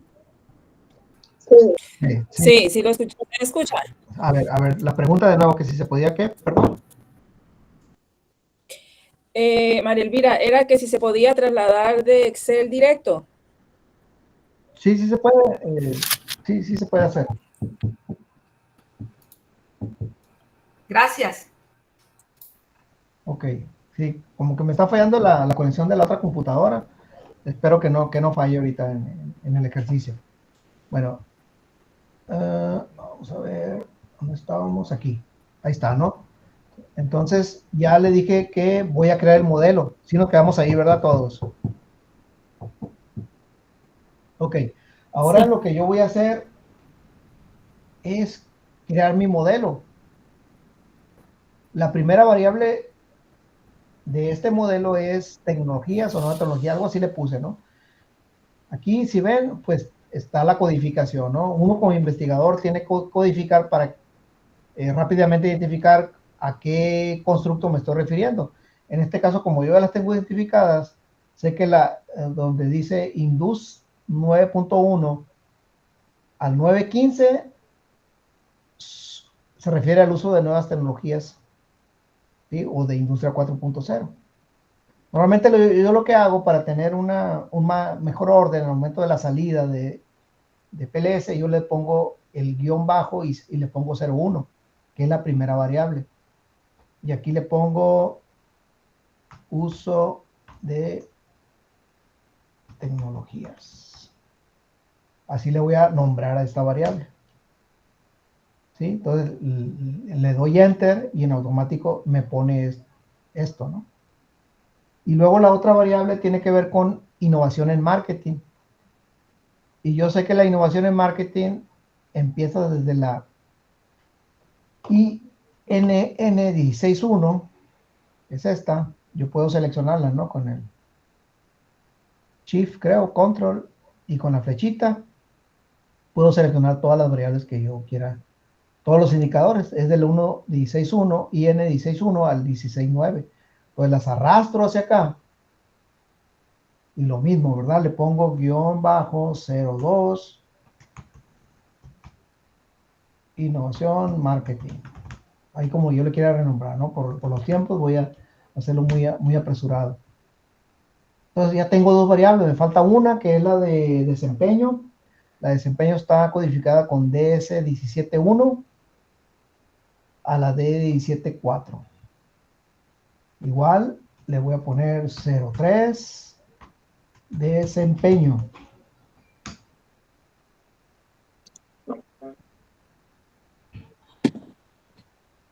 Entonces aquí con estos controles que están aquí en el menú, si yo me posiciono aquí, yo puedo cambiar la ubicación de los indicadores para que no me estorben al momento de estar haciendo las relaciones. Entonces, si le doy aquí en esta flechita, me las mueve para acá, ¿sí? Y me las pone alineaditas, ¿no? Derechitas, todas. La innovación en marketing la voy a acercar un poquito más, yo lo puedo ir acercando, me posiciono ahí y le pongo, ¿sabes qué? Las flechillas dámelas para arriba. Y me las da para arriba. Y el desempeño, pues le voy a decir que me las ponga para aquel lado, ¿verdad? Y ahí yo ya puedo ponerle de forma simétrica, ¿verdad? Para que estén bien alineadas todas las variables. Entonces aquí yo tengo el modelo de medida, pero falta conectarlo, ¿verdad? ¿Cómo van a estar las conexiones? Es decir, ¿cuáles son las hipótesis que yo quiero probar con este modelo?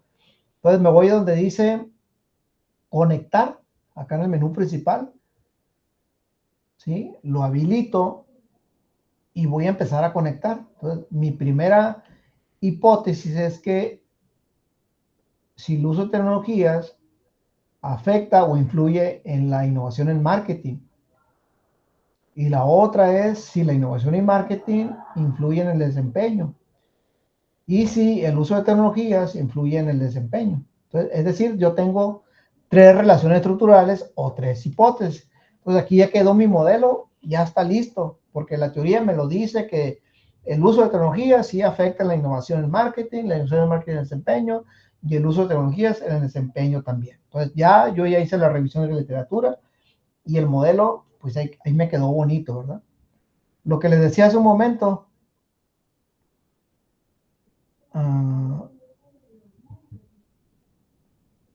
por aquí, herramientas, guardar, perdón.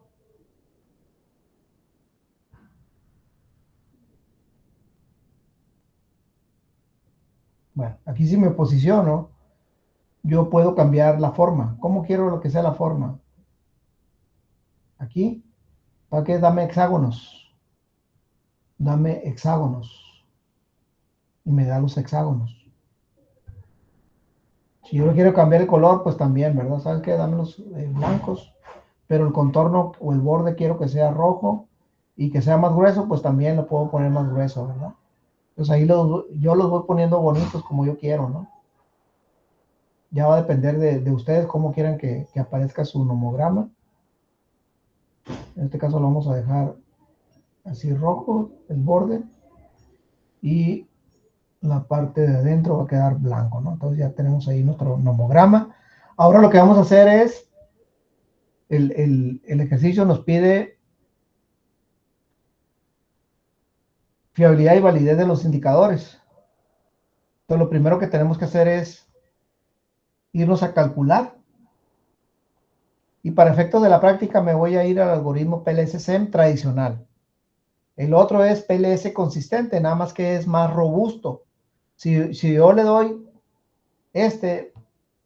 me va a eliminar varios indicadores. ¿Por qué? Porque a lo mejor la literatura no se hizo de forma correcta y algunas preguntas que están aquí no debieron de haberse formulado. Me voy a ir a al primero. Es un modelo de camino PAT. Aquí está, es lo que le vamos a dar. Los factores se utilizan cuando estamos haciendo nosotros modelos compuestos o de formativos, y también cuando hacemos análisis de tipo multidimensionales. Entonces le damos iniciar cálculos. Así en automático le damos iniciar cálculos. Y rapidito, ustedes ven aquí que nos da estos numeritos que están aquí, son las cargas factoriales. ¿Sí? Cargas factoriales. Cargas factoriales. Pero yo puedo irme acá. Lo primero que vamos a analizar, lo primero que se analiza en un modelo de medida, acuérdense que estamos en el modelo de medida, son las cargas factoriales. Y aquí vienen, se llaman cargas externas. Yo lo puedo pedir por matriz o lo puedo pedir por lista. ¿Cómo lo quiero? Pues ya va a depender del gusto de cada uno de nosotros. Pero si nosotros nos podemos analizar este constructo, ¿sí? Básicamente casi todo nos deja en rojo. Es decir, las cargas factoriales pues no tienen mucho peso, no son suficientemente fuertes para dejarlas ahí, es decir, no están midiendo lo que yo pretendo medir desde el punto de vista estadístico, ¿no? Probablemente haya algunos errores en cuanto a la revisión de la literatura, la construcción de las preguntas, al sesgo de la información, entre otro tipo de errores que nosotros podemos incurrir al momento de estar pues capturando información, analizando información, entre otros. ¿Sí? Entonces, si yo me voy al nomograma, aquí también puedo ver, ¿verdad? ¿Cuáles? Estas están arriba de 0.7. Entonces me voy a ir aquí a la diapositiva, creo que por aquí pusimos, aquí está.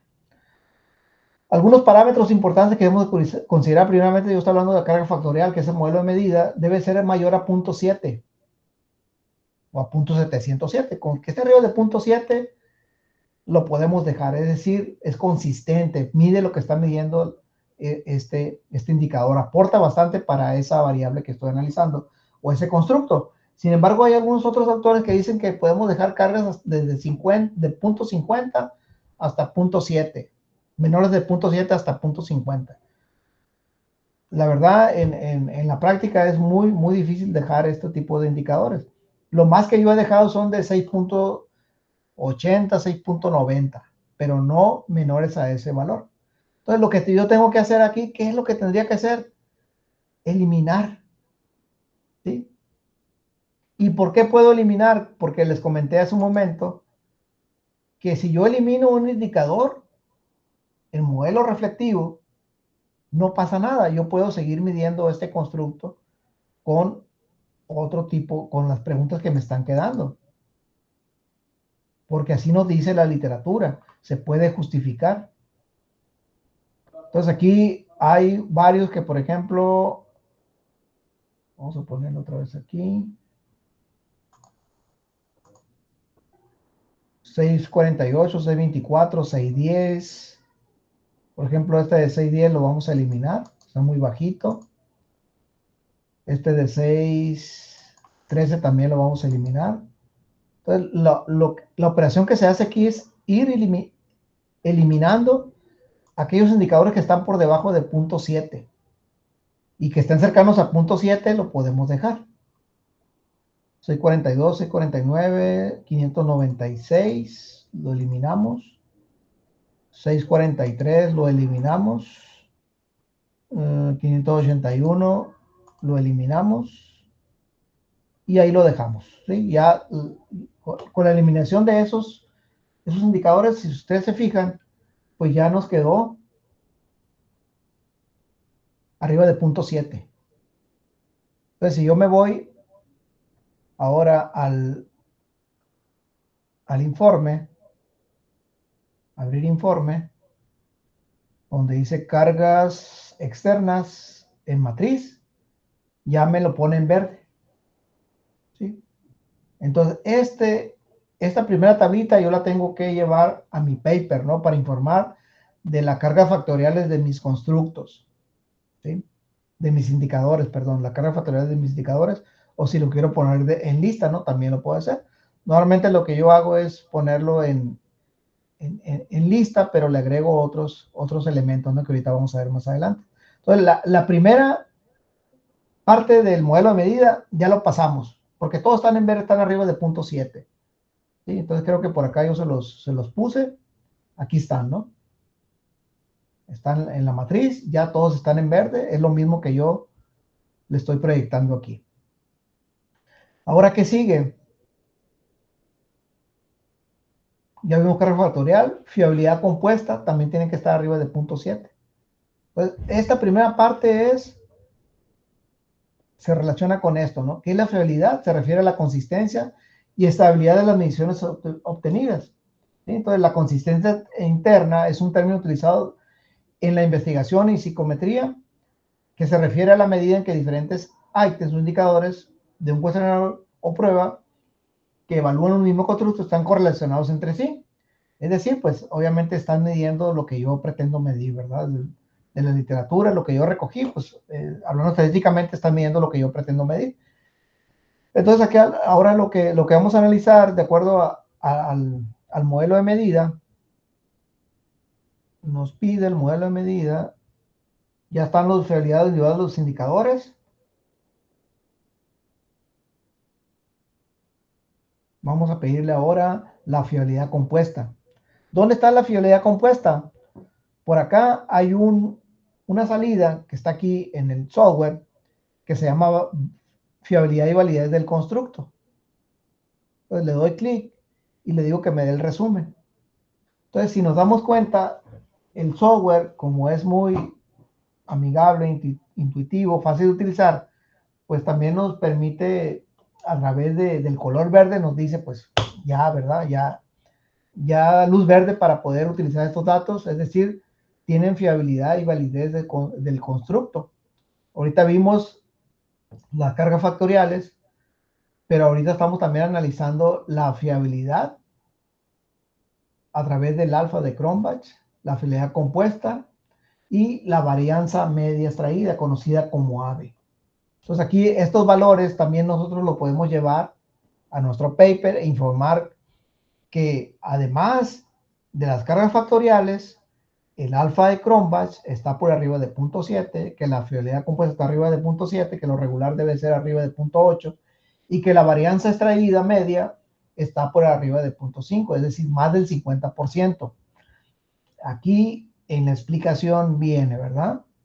Fiabilidad compuesta arriba de 0.7, el alfa de Cronbach de 0.7, igual va a depender mucho, ¿verdad? Del nivel de la madurez de la escala que estemos utilizando, si es una escala probada o no probada, tiene sus diferentes rangos o umbrales que se utilizan para saber si es bueno o no es bueno el valor del alfa de Cronbach que nosotros estamos utilizando.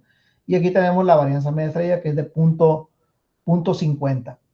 Y acá estos datos son los mismos que yo les presenté. Entonces, básicamente, este modelo teórico, ¿sí?, tiene una muy buena fiabilidad, tanto a nivel indicador como a nivel de constructo. Tecnologías digitales, innovación en marketing y desempeño.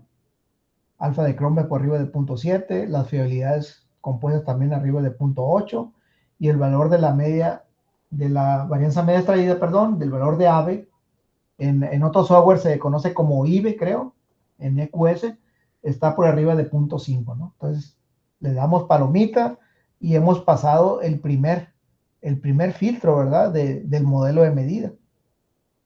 Pero nos falta también la validez discriminante, que no la puse aquí por cuestiones de tiempo. Ya me temía yo que el tiempo nos iba a hacer falta, ¿verdad?, para analizar el modelo de medida. Todavía nos falta analizar la validez discriminante, ¿sí? Todavía nos queda algo por analizar. Sí, adelante.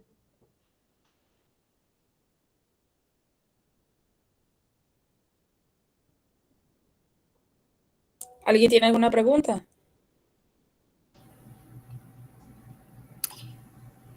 Ninguna, gracias.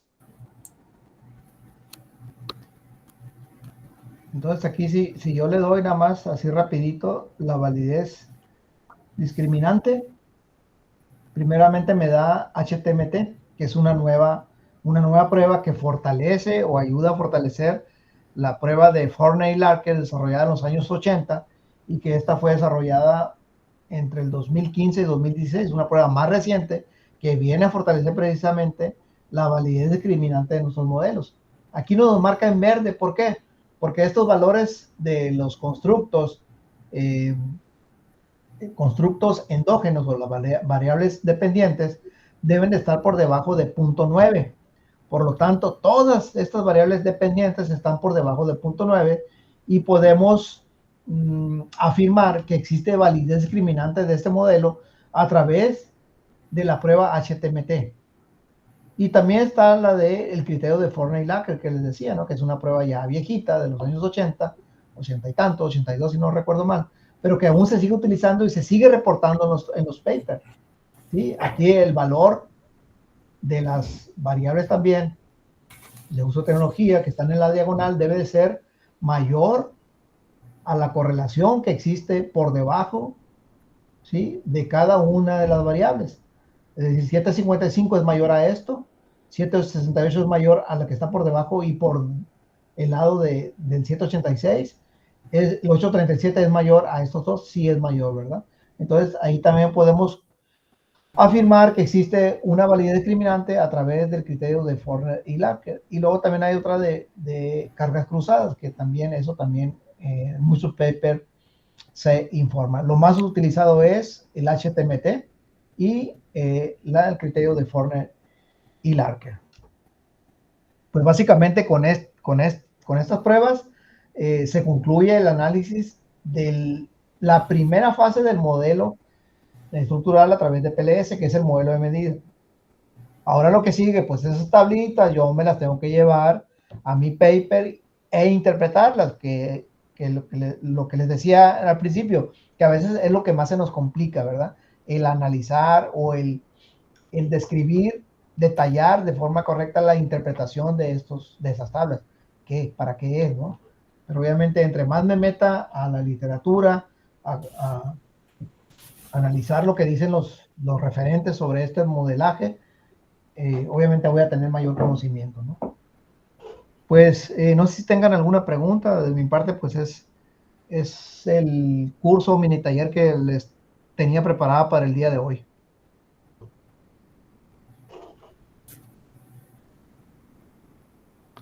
Muchas gracias, doctor, muy interesante. Sí, la mayoría está agradeciendo. En realidad no hay preguntas así acerca de los modelos que acaba de explicar, doctor, todo muy interesante. Le cedo la palabra a la maestra Luz María Espinosa para despedir al doctor y ya cerrar el seminario. Muchas gracias, doctor, un gusto, un honor conocerlos. Gracias, igualmente. Por ahí creo que Lisette Gutiérrez tiene la manita levantada. ¿Hay alguna pregunta, Lisette? Ya se arrepintió, creo. Sí. Bueno, pues muchas gracias, doctor Luis. Muy agradecidos con su participación en este segundo seminario de capacitación en investigación en ciencias económico-administrativas. Esperamos poder invitarlo a más eventos para que nos comparta sus amplios conocimientos. Muchas gracias. Excelente explicación del PLS, bueno, de la primera etapa, ¿no? Y pues tiempo nos faltó y nos están preguntando si puede ofrecernos algunos seminarios en nuestra siguiente presentación en nuestra tercera edición de seminario. Sí, claro que sí, nada más apártenme unas 4 horitas mínimo. Muy bien. Gracias, doctor. Sí, pues indudablemente esta semana de trabajo ha sido de gran apoyo para la comunidad de investigación en la que estamos. El trabajo de los investigadores que han participado esta semana nos ha brindado pues mejores habilidades en la investigación. Cada investigador nos expuso parte de sus conocimientos, el cual será muy útil para perfeccionarlos en la labor de investigación. Muchas gracias a todos los colaboradores, a los directivos de las instituciones participantes y que han facilitado la presencia de profesores y estudiantes de posgrado. Y a los expertos en conocimiento por su paciencia y capacidad para llevarnos a nuevos conocimientos. Y a todos los participantes por su aceptación y colaboración en la Red Internacional de Investigación sobre Comportamiento, Empresa y Turismo RISET, y a los cuerpos académicos que colaboran en la red, como el Instituto Tecnológico de Sonora y el Instituto Superior de Guasave, así como la red de universidades que está con nosotros, la Universidad Estatal de Sonora, la Universidad de Sonora, la Universidad de La Salle Noroeste, el Instituto Tecnológico de Guasave, Centro Universitario de Sonora, Universidad Autónoma de Baja California, Universidad Autónoma de San Luis Potosí, Universidad Autónoma Gabriel René Moreno de Bolivia y Universidad Tecnológica de San Luis Río Colorado, entre otras de México y Latinoamérica que nos han acompañado. Todos hemos presenciado esta semana durante el seminario pues diferentes cátedras, ¿no?, que nos han fortalecido en la labor investigativa y nos da la oportunidad de aportar un pequeño grano de arena a la ciencia abierta y libre para todos. Muchas gracias a todos y esperamos vernos muy pronto en nuestra tercera edición. Muchas gracias, que pasen una excelente tarde. Gracias, doctora. Gracias a todos. Gracias. Buenas tardes a todos. Gracias.